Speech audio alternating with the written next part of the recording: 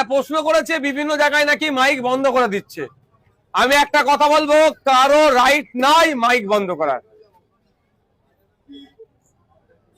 Sound pollution, শব্দ দূষণের মাত্রা বিভিন্ন জায়গাতে, কমার্শিয়াল এরিয়া আছে, ইন্ডাস্ট্রিয়াল এরিয়া আছে, সাইলেন্স জোন আছে, 4টে জোনে ভাগ করা আছে।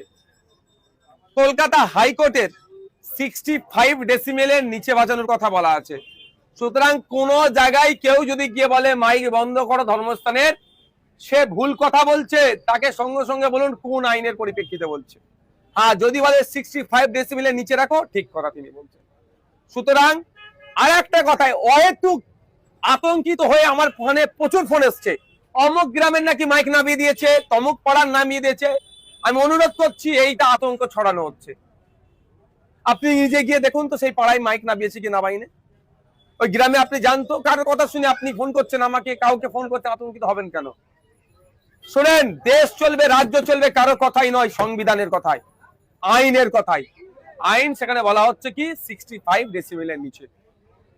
65 ডেসিবেলের উপরে উঠলে সাউন্ড দূষণ হবে। আমরা সাউন্ড দূষণের পক্ষপাতী নয়। আর মসজিদের মাইকের আজান আপনি যদি বলেন 65 এর নিচে থাকে।